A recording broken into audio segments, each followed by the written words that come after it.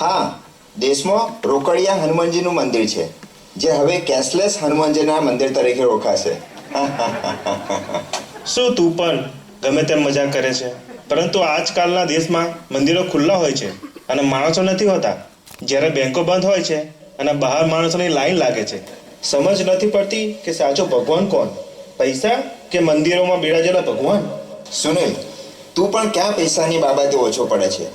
યુવાઓએ higher 6 આંકડાનો પગાર એક આંતરરાષ્ટ્રીય કંપનીના એક્ઝિક્યુટિવ તરીકે પાડે છે, મોટા મસ્ત ઘરમાં એકલો રહે છે, મર્સિડીઝ ચલાવે છે, અને તું સત્સંગી હોવા છતાં પણ ક્યાં મંદિરમાં દાન ધર્માદો કે જરૂરિયાતમંદ લોકોને વાર તહેવારે મદદ કરે છે? અરે એ તો જવા દે, તારા ડેડને પણ ક્યાં પૂરતા પૈસા મોકલાવતો હોય છે? એમ નથી, પણ તું તો જાણે છે ને મારા સપના. મારી પોતાની એક વિશાળ કંપની, મહેલને શરમાવે એવું ઘર, મારું પોતાનું પ્રાઇવેટ જેટ. અને જો હું વાર તહેવારે મંદિરમાં સેવાદાન આપીશ કે મારા ડેડને મોકલાવીશ, તો પછી મારા સપનાનું શું? અરે ઓ ભારતીય બિલ ગેટ્સ, તારા મગજની જરા વિન્ડો ખોલ. સારું સારું, એ બધી વાતો પછી. હમણાં તારા ઘરનો દરવાજો ખોલ. અરે બાપુજી, જય સ્વામિનારાયણ. તમે ઇન્ડિયાથી ક્યારે આવ્યા? અને આવવાના જ હતા તો જણાવ્યું કેમ નહીં? અલ્યા, બંધ થઈ ગયેલ કિંગફિશર એરલાઇનની વગર વપરાય ટિકિટ તને જણાવીને મને ફાયદો શું થાય? દર વખતેની જેમ કહે કે બાપુજી 6 મહિના પછી આવજો, બહુ બિઝી છું. સારું ખબર નથી પડતી કે વકીલ હું છું કે તું. દર વખતે 6 મહિનાની મુદત પાડ્યા કરે છે. આ તો મોદીએ 500,000ની નોટ બંધ કરી તો મને થયું કે લાય નોટો બદલવા બેંકોની લાઈનમાં ઊભો રહું, એના કરતાં એ નોટોથી અમેરિકાની રોકડીની ટિકિટ ખરીદી તારા ઘરની બહાર ન ઊભો રહું. નક્કી કર્યું. અને આ મારા લંગોટા ભાઈબંધ એટલે કે તારા કવિ કાકા અને આ અનિલના બાપને કીધું કે મને એરપોર્ટ લેવા આવજે, અને એમ આવી ગયો તારા ઘરે. જય સ્વામી કાકા, પણ પપ્પા ક્યાં છે? આ રહ્યો તારો પપ્પો. વાહ, આ બાપ બેટાની જોડી જોઈને તાત્કાલિક ડ્રાઈવ થ્રુ શાયરી બનાવી દીધી. પ્રસાદ પ્રસાદ.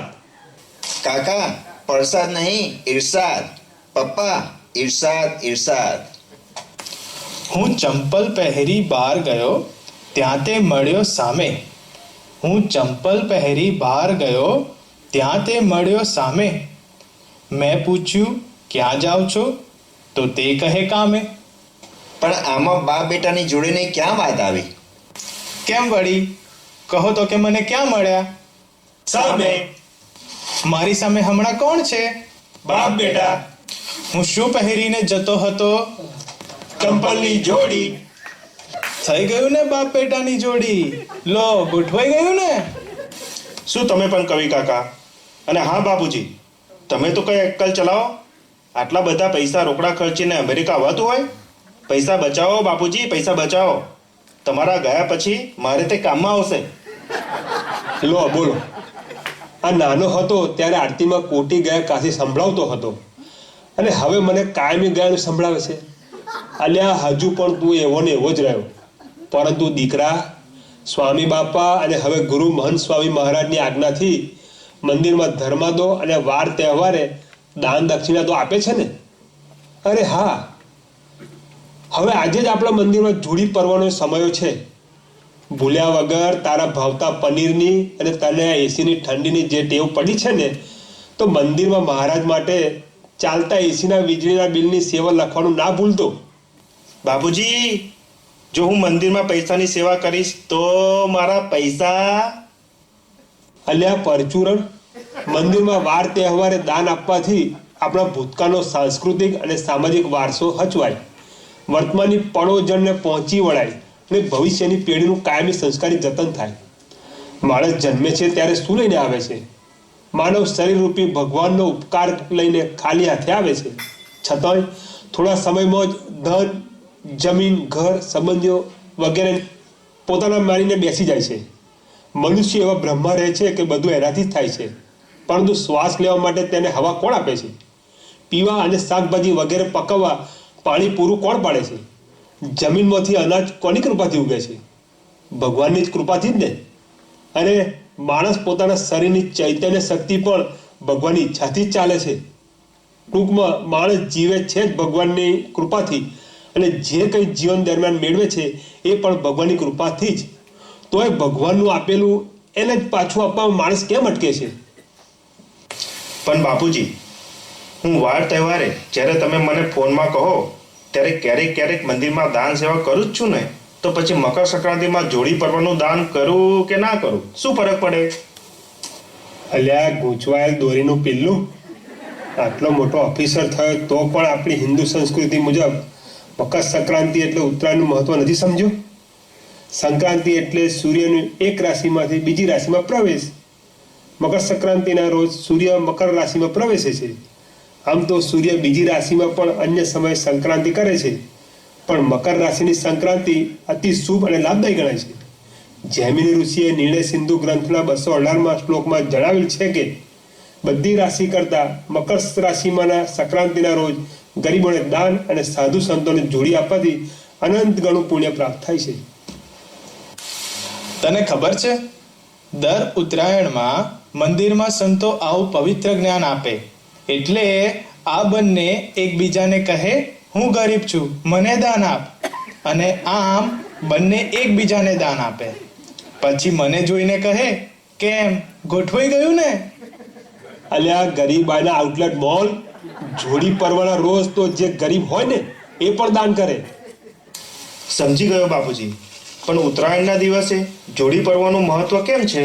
દીકરા, સ્વામિનારાયણ ભગવાને વચનામૃત ગઢડા મધ્ય 62માં કહ્યું છે કે જેને પોતાના કલ્યાણની ઈચ્છા હોય તેણે પોતાનું દેહ, ધન, ધામ, કુટુંબ, પરિવાર એ સર્વેને ભગવાનની સેવામાં જોડી દેવા, અને ભગવાનની સેવામાં જે પદાર્થ કામ ના આવે તો તેનો ત્યાગ કરી દેવો. આમ પોતાનું સર્વસ્વ પ્રગટ ભગવાન અને પ્રગટ સંતને અર્થે જ કરી રાખવું એ જ સાચા ભક્તનું લક્ષણ છે. ઉત્તરાયણ એટલે કે ઉત્તર તરફ ગતિ. હિન્દુ શાસ્ત્રમાં ઉત્તર પથને મુક્તિનો, મોક્ષનો, આધ્યાત્મનો પથ કહેલ છે.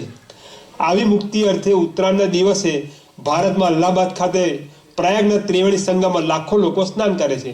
આમ સ્નાન કરીને માત્ર શરીરને શુદ્ધ કરે છે, આત્માને નહીં. આત્મા જ્યાં શુદ્ધ થાય તે જ ખરો પ્રયાગરાજ, અને જે સાધુએ સ્વયં પરમાત્માને ધારણ કર્યા હોય તે જ સાચા પ્રયાગરાજ. આવા ગુણાતીત સંત સાથે જોડાણ થવાથી મુમુક્ષુની ઉત્તર તરફ એટલે કે દેવભાવથી બ્રહ્મભાવ તરફ ગતિ થાય છે. આમ અન્ય વાર તહેવારને રોજ દાન એ સત્સંગની અને મુમુક્ષુ માટે ફરજ છે, જ્યારે ઉત્તરાયણના જોડી પર્વનું દાન તો આપણા મનુષ્યો હોવાની, હિન્દુ હોવાની અને સ્વામિનારાયણ સંપ્રદાય હોવાની ગરજ હોવી જોઈએ. નારાયણ હરે સચ્ચિદાનંદ પ્રભો. પણ કાકા, આપણી સંસ્થા અને મંદિર આટલા બધા સારા કાર્યો કરે છે એટલે આપણે મહારાજ સ્વામીને પ્રાર્થનામાં આભાર વ્યક્ત તો કરીએ છીએ ને, એમાં વળી દાન કરવાની શી જરૂર છે? અલ્યા અક્કલ ઇસ્બોગુલ, તારી હોશિયારી અને આની શાયરી ગમે ત્યારે નીકળી જાય છે. વાલ્મીકી રામાયણમાં સુંદરકાંડના પહેલા પ્રકરણના 114માં શ્લોકમાં કહે છે કે જ્યારે કોઈ સેવા કરે તો તેનો આભાર વળતી સેવાને કરીને કરવો જોઈએ. તારા અંગ્રેજીમાં થેન્ક યુ બોલીને નહીં. હનુમાનજી જ્યારે શ્રી રામદૂતના દૂત બનીને લંકા જતા હોય છે ત્યારે રસ્તામાં મૈનાક પર્વત મનુષ્ય રૂપ લઈને હનુમાનજીને વિસામો લેવાનું આમંત્રણ આપે છે, એટલે કહે છે કે શ્રીરામ રઘુવંશી પૂર્વજોના કાર્યો દ્વારા પર્વત અને સમુદ્રને ઘણો ફાયદો થયેલ છે, માટે તેઓનો વળતો આભાર શ્રીરામના દૂતની સેવા કરીને કરીએ છીએ. સાંભળ્યું? એક પર્વતને પણ સેવાની બુદ્ધિ છે, પણ આ બુદ્ધિ કરવતને નથી. કઈ શીખો. હનુમાનજીનું નામ સાંભળીને તેમને લગતી એક તાત્કાલિક શાયરી બનાવી દીધી. સાંભળો ત્યારે. વરસાદ વરસાદ. બાપુજી, વરસાદ નહીં, ઈર્ષાદ, ઈર્ષાદ, ઈર્ષાદ. હા, હવે એ બધું સરખું. માસ્તરજી પૂછે ટીનુને કે દુનિયામાં છે કેટલા ખંડ? માસ્તરજી પૂછે ટીનુને કે દુનિયામાં છે કેટલા ખંડ? ટીનુ કહે એ તો સાવ સહેલું, શ્રીખંડ અને લોખંડ. પણ પપ્પા, આમાં હનુમાનજી ક્યાં આવ્યા? કેમ? હનુમાનજી તેમની જોડે શું રાખતા હતા?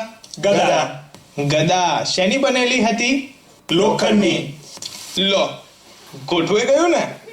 પણ મારા મનમાં હજુ ગોઠવાતું નથી. અલ્યા દમ વગરના દમ આલુ. મહારાજે સ્વયં આજ્ઞા કરેલ છે કે તે ધનાઢ્ય એવા જે ગૃહ છે સત્સંગી તેમને ભગવાનના મંદિરના વિશે મોટા ઉત્સવ કરાવવા તથા સુપાત્ર એવા જે બ્રાહ્મણ તેમને નાના પ્રકારના દાન દેવા અને ધનાઢ્ય એવા જે ગૃહથી સત્સંગી તેમણે હિંસાએ રહિત એવા જે વિષ્ણુ સંબંધી યજ્ઞ તે કરવા તથા તીર્થને વિશે તથા દ્વાદશી આદિક પર્વને વિશે બ્રાહ્મણ તથા સાધુને જમાડવા. અને મહારાજે એમ પણ આજ્ઞા કરેલ છે કે અને તે ગૃહસ્થાશ્રમી સત્સંગી તેમણે પોતાની જે વૃત્તિ અને ઉદ્યમ તે થકી પામ્યું જે ધન ધાન્યાદિક તે થકી 10મો ભાગ કાઢીને શ્રી કૃષ્ણ ભગવાનને અર્પણ કરવો અને જે વ્યવહારે દુર્બળ હોય તેમણે 20મો ભાગ અર્પણ કરવો.